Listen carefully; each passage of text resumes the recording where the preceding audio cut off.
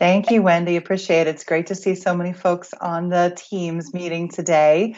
And in honor of International Women's Month and International Women's Day yesterday, Allison and I are both rocking our women in cyber backgrounds here. So it's great to be here with you today. I'll start with just going over a little bit of the agenda of what we hope to cover over the next 60 minutes. I will say that would love to keep this somewhat interactive with the group. I know we're all in Teams and Zoom and WebEx meetings all day long in our new normal. And so any interaction we can get from the group with the emojis or the thumbs up or in the chat window would certainly welcome your questions and comments and feedback as we go.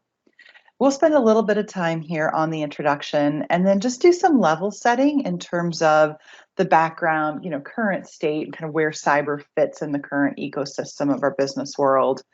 We'll then spend a little bit of time on the COVID-19 impact. We've certainly all lived with this now for a year or more and have seen businesses go through the respond, recover, thrive life cycle. And so we'll talk a little about how that's affected us all from a cyber perspective. And then time permitting, for those that are kind of deep into cyber, we did want to spend a little bit of time on an effective cyber program and some of the Deloitte perspectives there. We have time at the end for Q&A, and we'll certainly try to make time as we go for Q&A as well.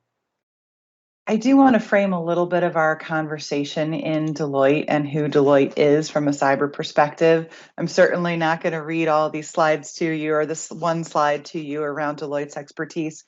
I think a few things that make us unique and can perhaps ground some of the comments you're going to hear from Allison and I, though. One, we've got more than 5,000 people globally dedicated to cyber. So the comments you're hearing from us here really build on the collective expertise of those more than 5,000 cyber professionals that are out every day conducting, well over 2,000 cyber engagements annually with our clients. And it's that partnership of the colleagues that we have and the clients that we have the privilege to serve that really brings that expertise and has helped to make us #1 ranked in security consulting since 2012. So that's enough of the Deloitte info. I am going to spend just a minute on introductions and so appreciate the opening remarks from Wendy. Let me give you a little bit of my background and perspective, and then I'll ask Allison to do the same. So I've spent my whole career in cyber consulting. I have a degree in engineering, and right after that sort of went right into cybersecurity 25 years ago and never looked back. Right now, there are really two things that I'm super passionate about in the cyberspace. One is secure supply chain. Never more important than right now around security for the supplies that we're bringing in, both virtual and physical goods, as we rely on these to power our lives, to move through all of our business transactions. So you may hear a number of secure supply chain examples as we go through the discussion today. So that's #1. And #2 is securing our national critical infrastructure. I really focus on our clients in the energy, resources, and industrial space. So power utilities, industrial product manufacturers, those companies that really form some of the backbone of our national critical infrastructure. And I like to focus around protecting that national critical infrastructure. I'm coming to you from the suburbs of Chicago with a large dog and many children on e-learning in the side room. So you're likely to hear some interruptions and some barking as we go. So I'll just set that context to start. Allison, let me turn it over to you for a quick intro. Yep, thanks, Sharon. So my name is Allison White, and I, like Sharon, have been in cyber consulting my whole career. So I graduated from the University of Alabama in 2012 with a degree in management information systems. I interned at Deloitte. I started full-time at Deloitte after graduating, and I've been here since. During my time at Deloitte, I've done projects in a couple different areas, two of which I'll touch on and relevant, a lot for today as well. The first is where I started in identity and access management. So managing the identity, everyone's logging in now from all different places. There's multi-factor authentication. There's, the ability to log in through Google on a lot of different websites. So that's an area I have passion for. And then also the resilience field. So how clients, organizations can recover from the inevitable cyber incidents that may occur? How can they plan for and how can they respond? So those are two of my key areas I focused on. I also live in Chicago. I live more downtown in the Chicago area, though I'm moving this weekend into a different home, my first home. So I have that going on, which I'm excited about, and excited to be here talking with you guys today. And I'll echo what Sharon said on participation. We're hoping to get participation from everyone, either through the chats or through the emojis, if that's what they're referred to, the applause and the likes. And so we'll start with a few questions to the audience, hoping you guys are able to either type responses via chat. Thank you, Ash, on the congratulations. So first, want to get an understanding of how many years of cybersecurity, either training, schooling, or experience does the audience have? So if you want to just put it in the chat, just kind of for us to get an understanding of the audience, and maybe we can kind of cater things accordingly. That might help us understand how many acronyms we should or should not be using as we go through as other cyber professionals on the phone. If there are some others out there, we love our acronyms for sure. All right, looks like a fair collection of people new to the field, though, or just interested in learning. So that's great. We'll have to limit our acronym usage. Yes. And I had 0 years of experience when I was in college as well, and starting into the working at Deloitte, and I can kind of see now how much I can say now. And then we work with new campus hires as well that have just started, and all the terms that I throw at, and a lot of that just comes with work experience and learning those things. Should we throw out the second question? Yep, sure. So what are the most critical threats, cyber threats, or any threats, you believe organizations should be protecting themselves from? And I think this is such an interesting question because, we hear about cyber in the media every day, and they seem to focus on, sort of different things depending on what might be the most interesting story. But, curious with such a diverse group on the phone, what you all might be thinking about or worried about from a cyber threat perspective. And we have an acronym coming in on PII. Personally identifiable information, yes. And fraud, right, as we'll talk through. Still a lot of old-fashioned money motivation behind a lot of the cyber crime. A lot of the criminals out there are still looking for the cash payday. Ransomware, an always popular attack vector as well.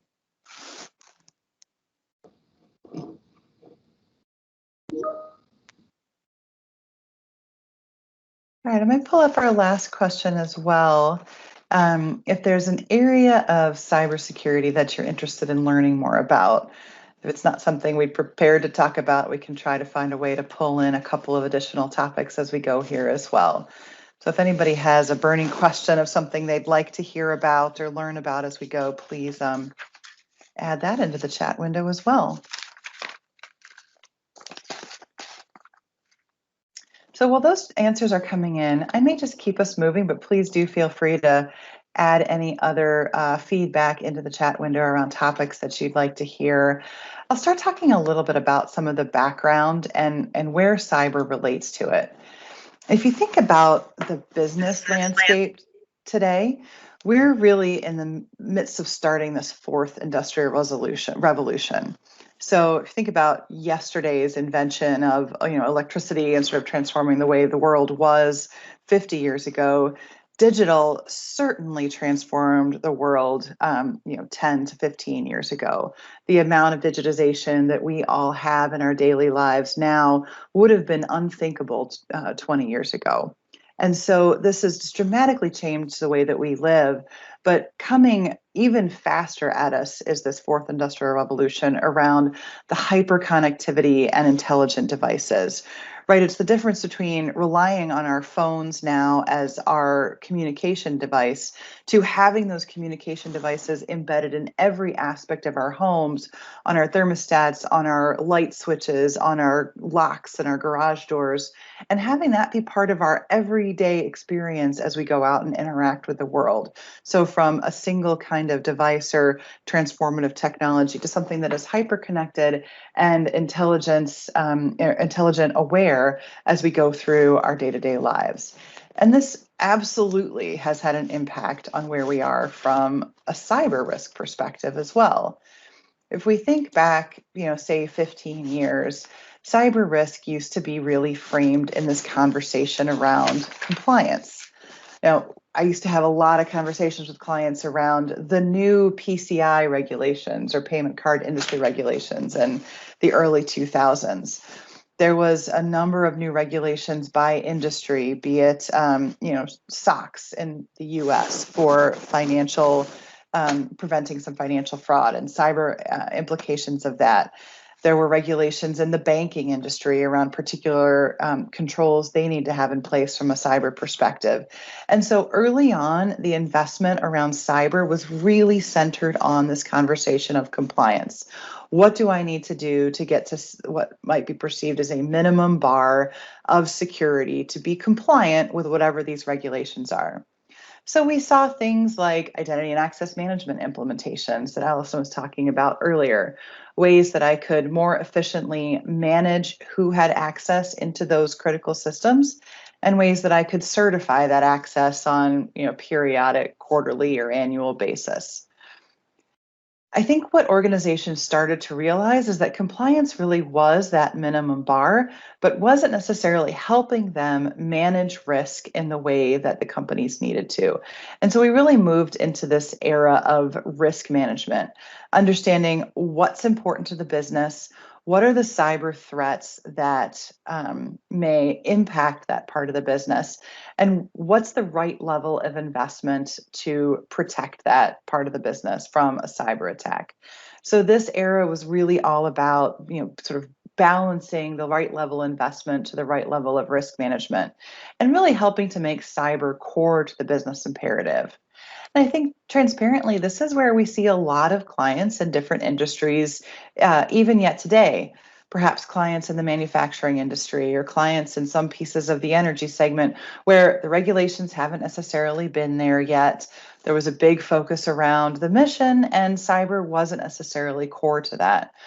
But as clients are now starting to go through a number of different business transformation events that Allison will talk some more about, that really is bringing cyber into the core of almost every business that is operating today. And I would say even broader than just business, right? Every aspect of our lives and the way that we interact with our governments, with our communities, right? Cyber really is becoming core to that business. And that's where we're moving into this current era of maturity. The Internet of Things is a huge driver that's helping that to take hold, as now IoT is everywhere. And so cyber really has to be everywhere, protecting all of those devices as well. We're seeing a much bigger focus on things like securing those connected devices, securing all of the data and processing that happens in the cloud today, and really helping customers and clients to optimize the cyber services that they're focused on in the right kind of model. So really maturing and advancing these capabilities to take advantage of some of the new technologies that are even driving that forward, like artificial intelligence.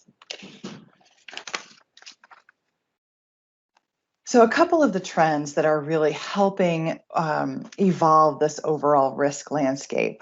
I touched on the first one, and this is this exponential increase in the attack surface. What even 5 years ago were, billions of devices that could have been attacked. Now we're looking at, many, many times fold that number of devices that could be attacked.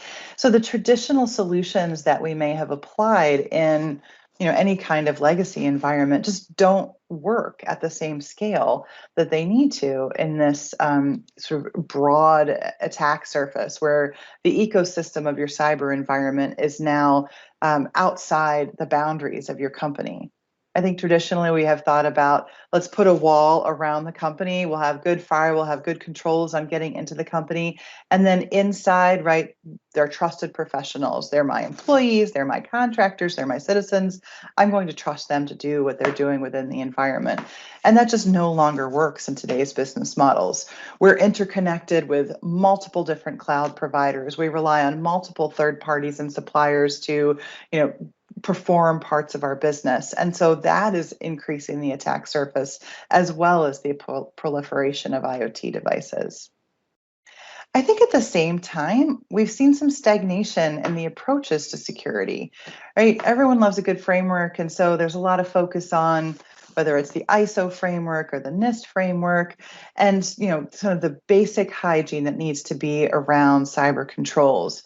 But this sort of innovation we're seeing in the way that business is being conducted is really driving the imperative for us to innovate more around cybersecurity as well. So how do we bring in advanced solutions like data analytics? How are we bringing in advanced solutions like artificial intelligence?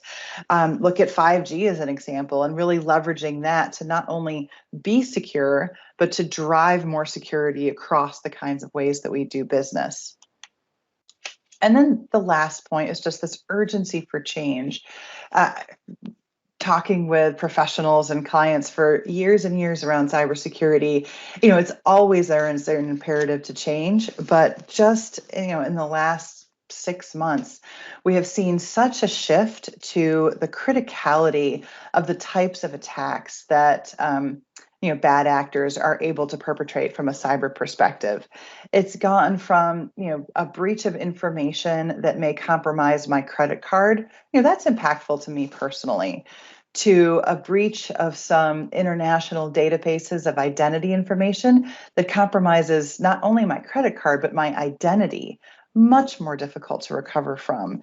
And going beyond that to cause national critical infrastructure implications in many parts of the world.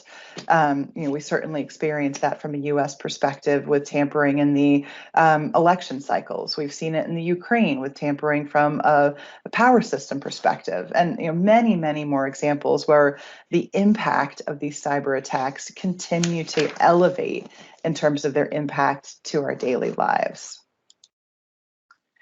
And some numbers that help to bring that home. You can do your Google search and sort of find any fun fact you're looking for these days about the impact of cyber to our global economy, to our businesses, again, to our sort of personal daily lives.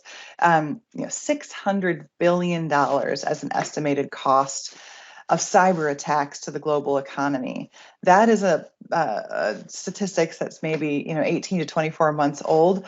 I would hasten to guess, and it is really just Sharon's guess, that it is well over double that today, if not significantly higher. Average cost of a data breach was $3.9 million. There are a few organizations that can absorb a $3.9 million data breach without a bat of the eye. So these are meaningful events in terms of the health of a business or the health of a state, local government, federal government. Now, we talked a little bit early on about e-fraud. I think that was a threat that somebody mentioned as a threat that they were concerned about or interested in. I think we still see a significant amount of cyber attacks motivated by either financial or espionage. And I think espionage absolutely on the rise in the last 5 to 10 years. But to some extent, the bad guys are still going after the dollars and creative ways to get at those dollars. So as we think about threat vectors and different attack scenarios that are of priority for any particular organization, those are some of the scenarios that we start with.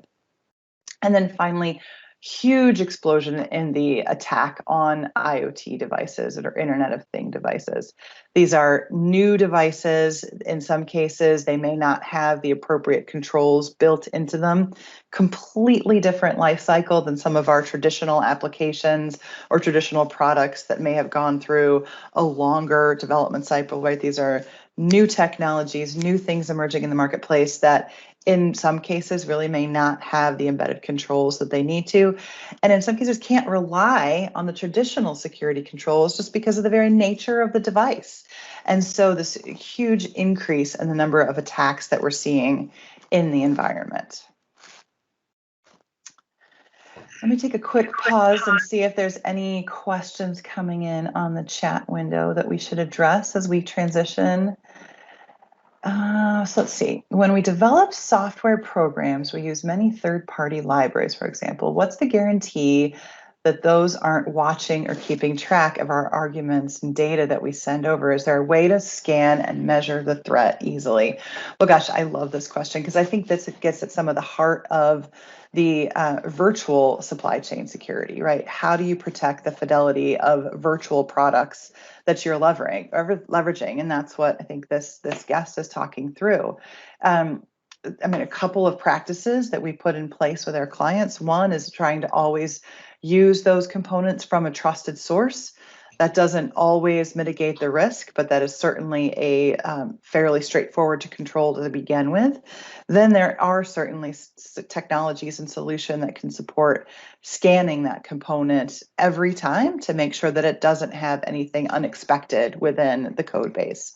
That kind of thing does take some specialized technology, certainly takes some time and investment. And so it becomes a trade-off, right? How often do I need to pull down the new component, the new code, the new patch? How often am I going to need to verify the authenticity of that component or patch? And then, moving forward, do I need to do that every time? And can I afford to invest that much, time and resource in that expectation? So great example there. I appreciate that. With that, let me turn it over to Allison and talk through some of these trends that we're really seeing impact cyber in the business world. Yep, thanks, Sharon. I think another question I see about the rise of e-commerce,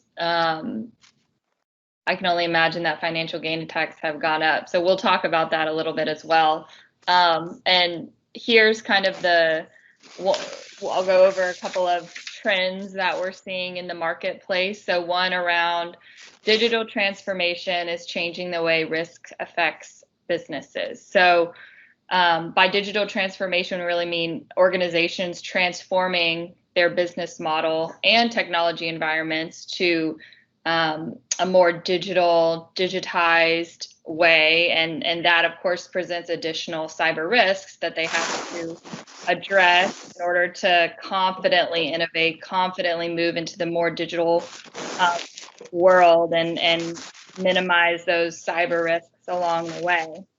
So some of the new business models around one, extended enterprise, which Sharon kind of mentioned earlier. So, as an example, if there's a tire manufacturer, right, and they're manufacturing tires, they're selling it to a car company who's installing it within their cars, and then those cars get sold to another third party who then sells those cars, collects financial data from customers or PCI data in order to complete the transaction of purchasing that car. That's 3 different or more potential organizations, which all may have access to certain customer data, certain other PII or data that may be confidential or classified. And there's a need, like mentioning in the previous question, around how do I ensure that my vendors and my suppliers are taking as good a care of personal data or trade secrets or other confidential information that I'm taking care of. Another example would be on, you can now use other logins, say your Google or a Facebook login, to log into other sites as well. So that shared authentication, passwords need to be kept secure. And now the passwords are getting shared for multiple organizations. So it's really a need for working with and communicating and ensuring the security of not just your own organization, but the organizations that you're working with, you're sharing data with, and even devices as well. Another new business model is the mobile workforce. So especially now with the impact of COVID and a lot higher mobile workforce, remote workforce, but people are no longer just going to an office, working within that office on a desktop and then leaving that there and going home. There's laptops, there's mobile devices, all connecting through VPNs to an organization's network, and that needs to be protected. Innovative economy, so things like cryptocurrency models are sometimes required by organizations in order to enhance the customer experience. Peer-to-peer models, commoditized data intelligence. So organizations are now getting more data than ever before and sharing that data in different ways, especially when we talk about things like IoT. So you're getting data not just from your computer or your phone now, but you could get it from your refrigerator, you can get it from your Fitbit or heart monitor.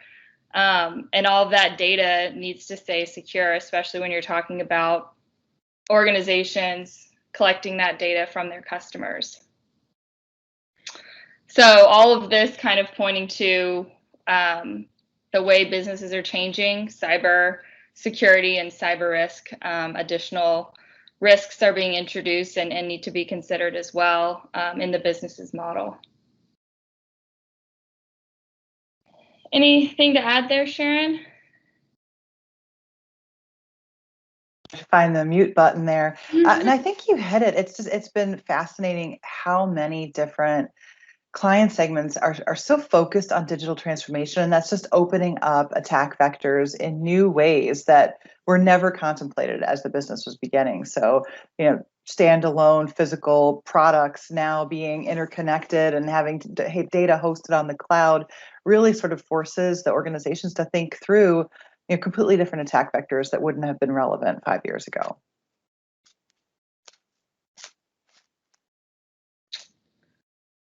Should we go to the next slide? There we go. Okay, so IoT. I guess if maybe we can do a show of hands through the chat or the emoji of who's familiar with the concept of IoT or has heard that term before, or maybe who hasn't.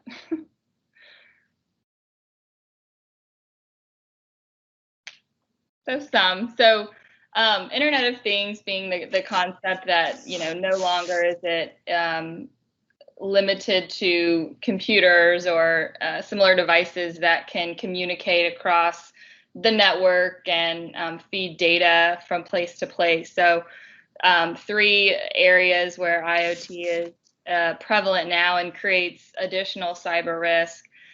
First, in the world of healthcare. So anytime we talk with clients about cyber risk, and we usually divide it into different impact categories. So there's financial impacts, there's reputational impacts, there's property impacts, and then there's always a category for human life impact, and that's always the highest priority. So anytime we're talking, a data center could get destroyed, or and that obviously has a financial and a continuity impact, but the most important is always human life. So when we talk about the healthcare field, there's a lot of new IoT devices that cybersecurity is very important, creates risk. We have in hospitals, they're using health monitors and heart rate monitors and all kinds of systems beyond just computers to monitor patients, report that information to necessary parties, and that's important both from a life safety perspective and a data protection. A lot of personally identifiable information, PHI, personal health information, tracked there. So really critical that those systems present extra risk, and critical that that's addressed, that the endpoints and the devices that are collecting that data and where it's going are properly secured, encrypted from that perspective. Another one is kind of like I mentioned on the last slide, but the automobile industry. So a car or a truck could have a GPS with location data, with data about the health of the tires, the health of the engine.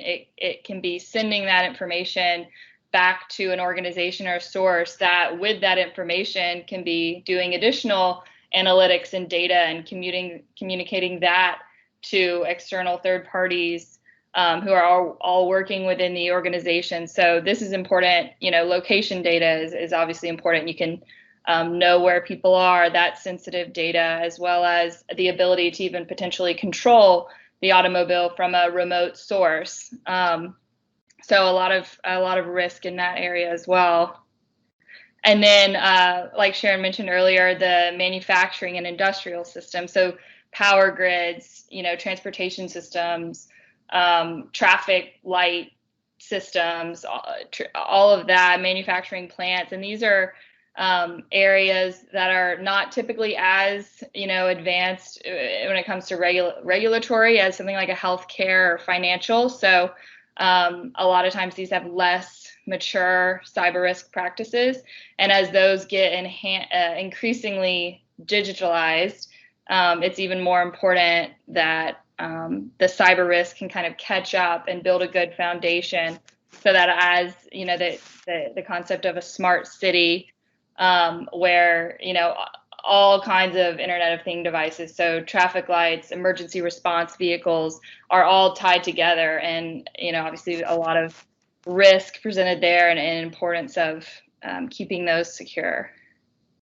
Yeah, Allison, I think you brought up a number of really good examples, and there's so many threats in this space. I almost separate into sort of two buckets. There's the threats that could impact the control of that IoT device, and then there's sort of threats around the data associated with it.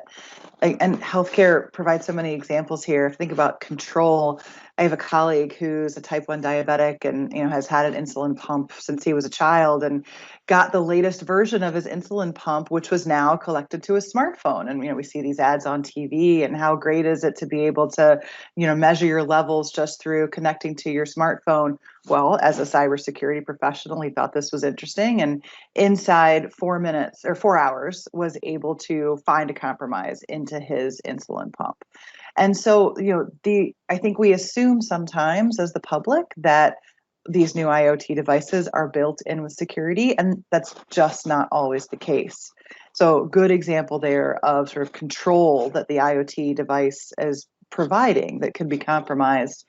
And then on the data side, if I can go find health information about anyone that I want to, what kind of action could I take with that? Right? I could impact election results. If it's down between two parties or two candidates, and I can find out that one has some ongoing medical condition and make that information public, I could easily influence the outcome of an election. So just some sort of scary scenarios that you could do with some of these IoT attack vectors that you're talking through there. Yeah. See how I'll move you along to the next slide. Awesome.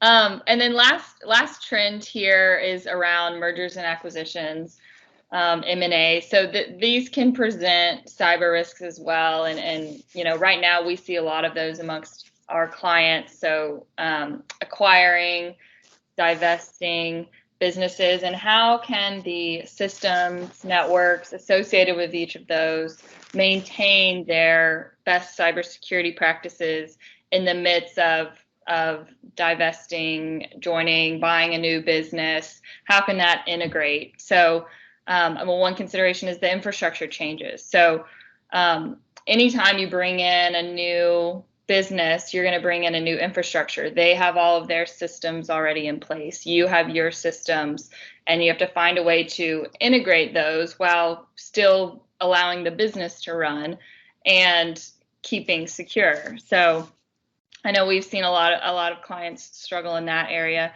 as well as the business model and organization changes. So a client may have an infrastructure or a backbone that works for one business model, and when that business model changes, they have to figure out how to adapt the systems and then keep those systems secure, as well as, of course, considering how customer data is shared and processes for that. And then separation of systems. So, a lot of times if a client has acquired several companies over a period of 20 years, and if the time is not taken during that acquisition to really merge systems, you end up with a very complex environment with several different systems doing the same thing or duplicative processes, which is, additional resources and also additional threat vectors. So legacy systems that have been around a long time, maybe they're not kept up to date, and that can really be a backdoor and opening for attackers to come in and access your potentially more critical systems by gaining access to that system. All right, so I'll pause here. We just got a very long. Well, I think Kristen was about adding some perspective on some of the question that we talked about earlier around ways to build some increased security into the development lifecycle, especially relying on some of those third-party software components. And I think the techniques you're highlighting, Kristen, make a lot of sense. I've often found it does come down to time trade-offs in the development window. Right? If you have a company that is measuring their success on how quickly they can get revs of product out into the marketplace, or think about it like an online gaming platform. Their measure of success is how quickly I can deploy the new apps, or how quickly I can deploy my new games into the environment. Are their developers necessarily incentivized to take the time to do the kinds of things that you're talking about? And how do they change that lens, change that culture so that security is built in some of the ways that you're suggesting? I think it's a great example. I do want to move a little bit into our next topic area, which is around, COVID-19. This is something that we've all been living with for, a year or more now, and the world has absolutely changed and will no longer be the same in so many ways. And, cyber certainly came along for the journey as the world went through these different phases of a pandemic. And so when we talk about the pandemic, we talk about it in kind of these three phases. Respond, this is the immediate response that has to happen when things change. And so think about this as the first day through the first, 60 days of what organizations had to do to be able to respond to the events in front of them. And I don't want to put an arbitrary time limit on this. I think some organizations spent longer in this response phase, figuring out how to change their business models, adapt their cyber practices to the new situations. Others were able to move through it more quickly. From there, recover, right? How do you emerge from that response situation stronger, take some lessons learned, build those back into the practices that you have? But then going forward, thriving, right? How do you take these lessons and apply them into the business in a way that really helps you take advantage of new business opportunities and really figure out how to thrive as a cyber organization or as a broader business within this next normal that we're all a part of now? So I'll spend a minute talking about this respond phase post the initiation of the pandemic. And you can read the words on here. I certainly won't read the whole slide to the community on the phone here, but I think within just a matter of days, the cyber teams had to figure out immediately how to respond to the demands of the business to continue to operate in a completely different kind of work environment. So, some obvious examples around endpoint security as an example. All of a sudden, I'm deploying mass numbers of new endpoints out to professionals that previously had maybe come into an office environment, like think about a customer service center or a call center. Those were virtualized overnight with mass amounts of laptops distributed out into the field. And so significantly requiring significant increases in the endpoint security that was applied to those devices versus what might have been sitting on a desktop computer in a call center where I could control the physical access to that environment. Another great example is just increased threat monitoring. All of a sudden, the patterns that I'm used to monitoring for anomalies against are completely different. my network traffic looks completely different. The types of threats that I'm seeing are certainly elevated, but are also different. And so sort of an immediate requirement to adjust the threat patterns and security operations monitoring that was taking place to now monitor for all different kinds of new threats and risks in the environment. And then figuring out really how to prioritize those mission critical services to the business. So not all businesses had the opportunity or the luxury to virtualize.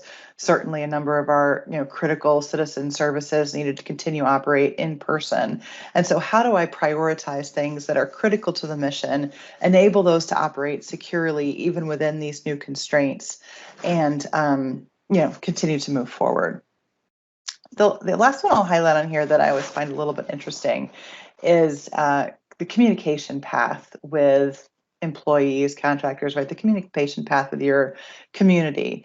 And most organizations would have something around security awareness and training, right? Training that you don't click on unknown links that might be ransomware, and training that you need to follow the right security controls. But one interesting change I think we saw a number of clients doing during this respond phase was training people how to have secure home networks. So rapidly developing and rolling out ways that now that we're all working and learning and living at home, you can really increase the security of your home environment, because now in some ways it's directly connected into your employee environment. So it was interesting to see just sort of this rapid rollout of training of how to have a secure wireless router at home, something that previously companies wouldn't have necessarily invested in. Right. So let me shift ahead. After respond would come recover. So Allison, do you want to take us through that? Yes. And I see your question, Ash, in the chat. We will cover what additional new fields may have opened up from COVID and the response thereof.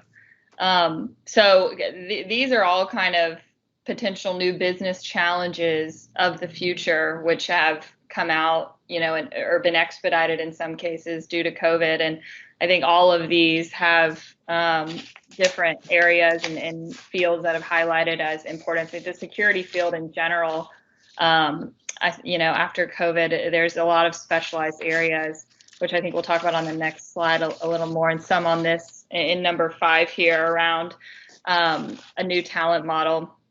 But I'll kind of start at the top, touching on some points. So one, remote work is here to stay. So, having all of the remote work happening due to COVID, and in some cases, people may go back to work, but in a lot of cases, they'll keep a large portion of the workforce remote. So cyber considerations around that, a lack of current policies and procedures for remote work, increased use of personal devices, and how can companies monitor that and ensure people are not using their personal devices in an unsecured manner to access company applications.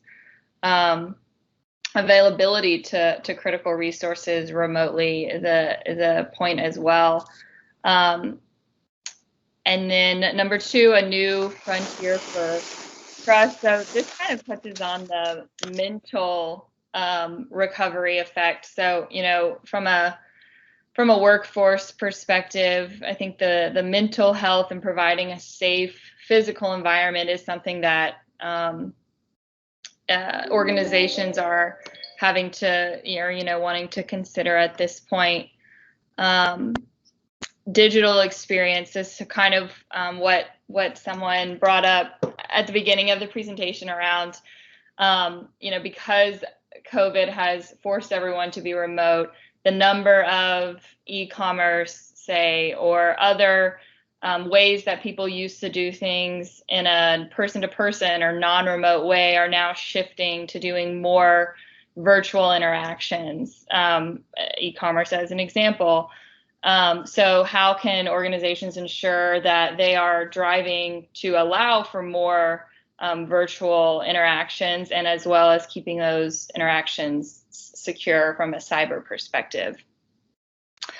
Virtual crime, persistent threats. So anytime there's an expanded attack surface, meaning that now people are accessing from all different kinds of places, all different kinds of new formats or technologies than what they used to be. You're going to have an intensified or increased threat vector.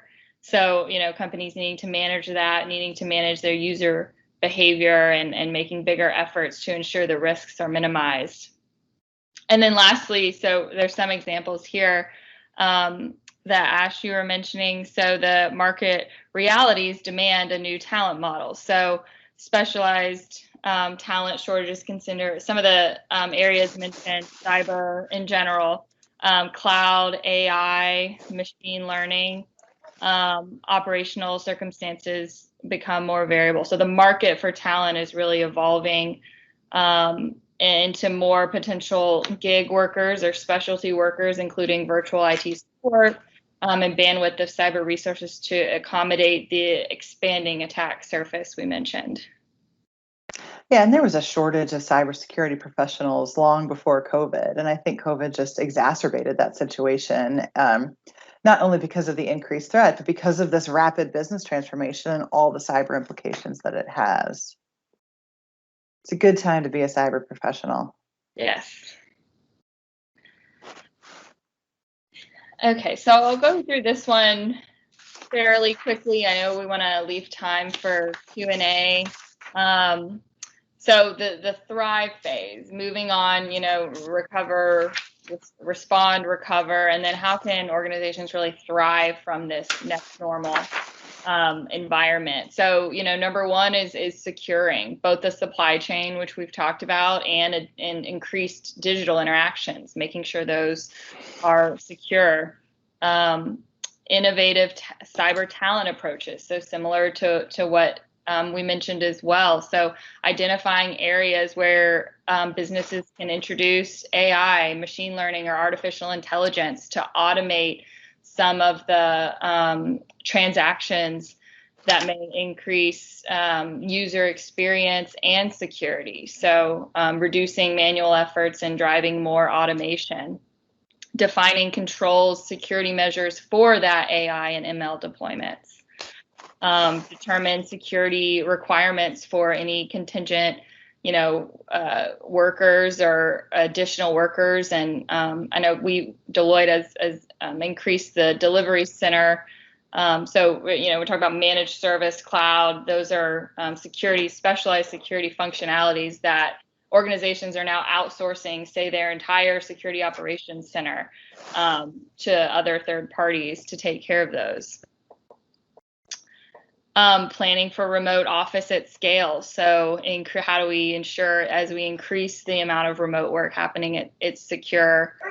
Take an active role in privacy. So we've talked some about data and how organizations can ensure that data is collected, that it's collected in a secure way, who it's shared with, be that government, organizations, or individual, ensure that it's controlled and secured.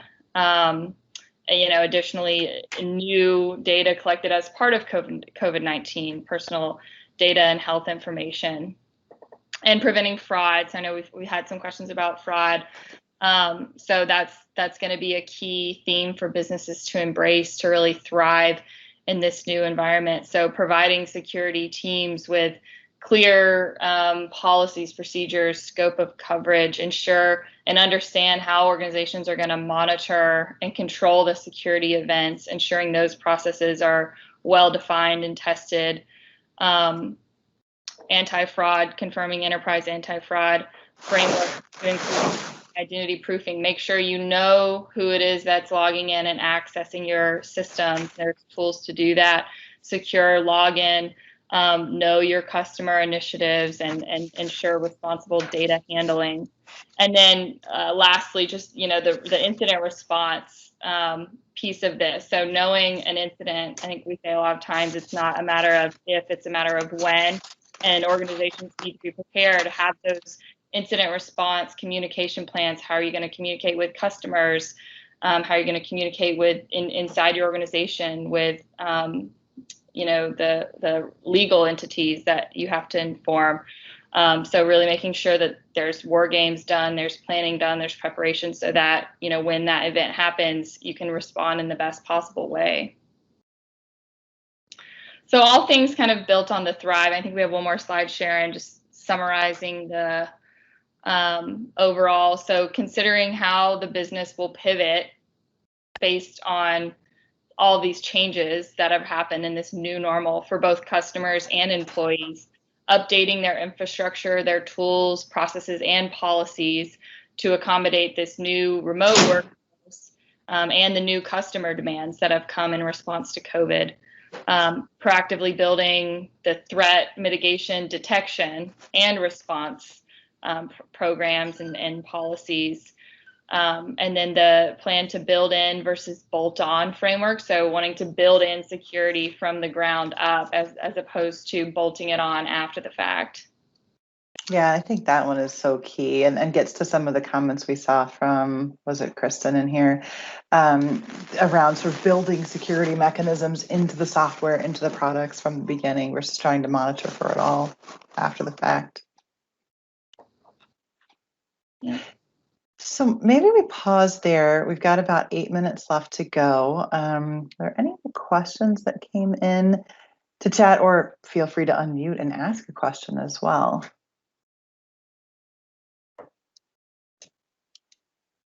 Sure, I guess I can open. Thanks for taking the time to speak with us first. Being interested in cybersecurity, I've done research onto jobs and also the various certifications. So should that be something we're looking into now, or maybe sort of put to the side, worry about getting a job first, and then, discussing with colleagues, stuff like, Security Plus, CISSP, and maybe CISM down the line? I think there's always a lot of value in certifications. It's a good way that employers and colleagues can normalize sort of skill sets and conceptual understanding with some of those common frameworks that certifications provide. That said, certifications don't equal experience. And so I think it's certainly a combination of both. Certifications can help you, learn about new topical areas, explore new things in the cyber domains, right? Cloud-based certifications, specific product certifications that you might be interested in, privacy as another opportunity. And by exploring those, potentially open up some different career paths where you can go and get some of those work experiences as well. Okay, thanks. I would say too, so I got my CISSP, I think maybe around 4 years, 3 or 4 years into working. And I think it's, I'm sure I could have gotten it sooner. There are sometimes with some of the certifications specific years in the field that you have to have. But beyond that, I think taking it after some years of experience gives you a new lens to, now when you're studying and learning all the things that you have to as part of the CISSP certification, you can have a real frame of reference of, oh, I've seen this in my real day-to-day job, and now I really see it in a real application as opposed to just learning it, from a book. So I would probably encourage, taking some time in the real world and then figuring out what you want to get certified in, and it might add more value to do it after you have some experience. It's my perspective. Great. Okay, thank you very much. Thanks for the question. What else is on the mind of the audience?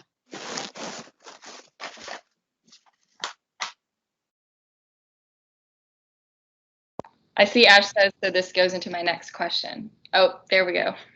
All right. Cybersecurity is a large field. What roles are there out there for people like me who are not engineers or developers, but are able to have a sound knowledge on theory, policy, and education? Double-edged sword, getting experience. Yep. Yes. So I like this question a lot, actually, because I think there's often a misconception that to be a professional in the cybersecurity space, you have to be wearing a hoodie and be in a basement and trying to break into things, which is maybe what some people are doing as part of the cybersecurity profession. But there's such a broad set of subject matter expertise and domain knowledge that's really required to successfully secure an enterprise.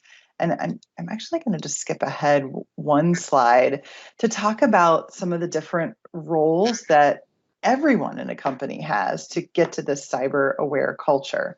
So I think this is maybe a little adjunct to your question, but security isn't just a chief security officer's job or all the people in her organization's job.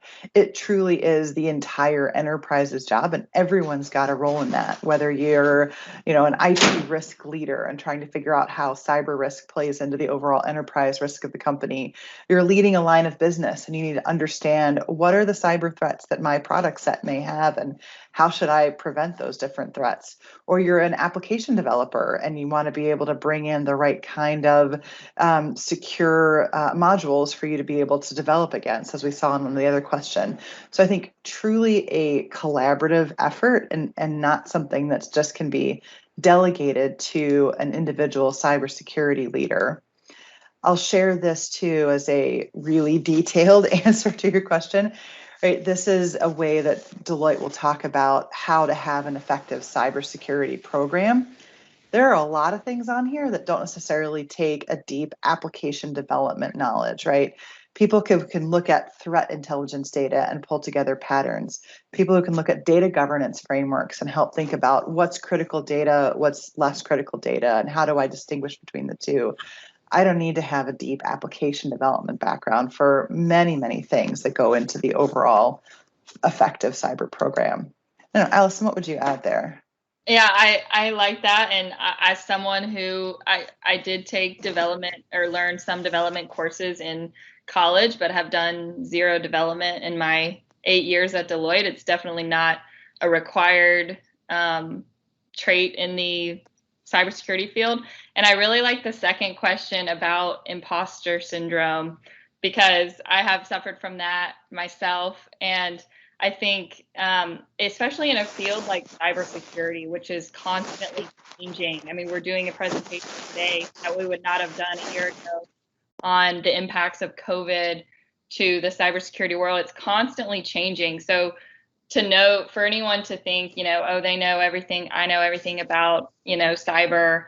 I mean, it's just not possible, because look at all of these different areas that people can be expertise in. If you're an expert in even one of these areas, it's still going to be constantly changing all the time. And there's just all kinds of learnings that you can do. So, I mean, for the imposters, getting a certification or something like that to give yourself some credit could be a good idea. And of course, with experience, that confidence will come. But I mean, there's just such a wide area that I think that's a common problem that a lot of people would suffer from.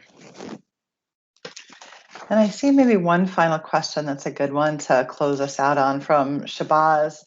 I heard companies see cybersecurity as cost centers and generally think of it as an afterthought or go for the least expensive options. Is it still true in today's world?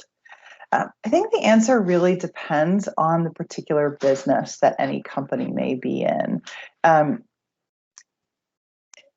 Cybersecurity investments are always going to have to be weighed against the risks that they're mitigating, right? You don't want to just invest in cyber for cyber's sake. There needs to be a reason why that investment is happening, a thing that you're trying to protect, a thing that you're trying to detect, a better way to recover from cyber incidents. And so really being able to clearly understand and communicate to executives around, this is why we need to invest in this particular thing to better improve our cybersecurity posture, because cyber truly is everywhere. It's no longer an IT security function. It's embedded in the things that run our day-to-day lives. And so it really is incumbent on all companies to be thinking about these cyber threats and what the right level of investment is for them to be able to mitigate those. So with that, I'll thank everybody for their time. I think we're just at the bottom of the hour. Welcome any follow-up questions, either through LinkedIn to Allison and I. I think our contact information was at the beginning of the presentation, which will be available. So welcome any further outreach from the group. And I'll turn it back to you, Wendy. Thank you so much, Sharon and Allison. That was an awesome, insightful presentation. Very much appreciate you coming here. It was very nice to see so many of you in the audience. So I see some members of our cybersecurity program that we ran a month or two ago.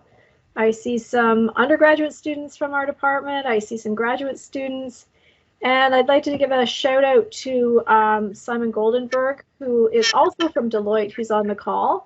I think Simon's still here. Yes, I see him. So he was the one that was instrumental in making this happen and contacting Sharon and Allison to come and give the talk. So thanks, Simon, for doing that. And we have one more presentation coming up in a couple of weeks, so we'll send out an invite to that. So thanks again, Sharon and Allison, for all of your time. And I very much enjoyed meeting you. All right, thank you. Bye, everybody. Bye. Thanks so much again.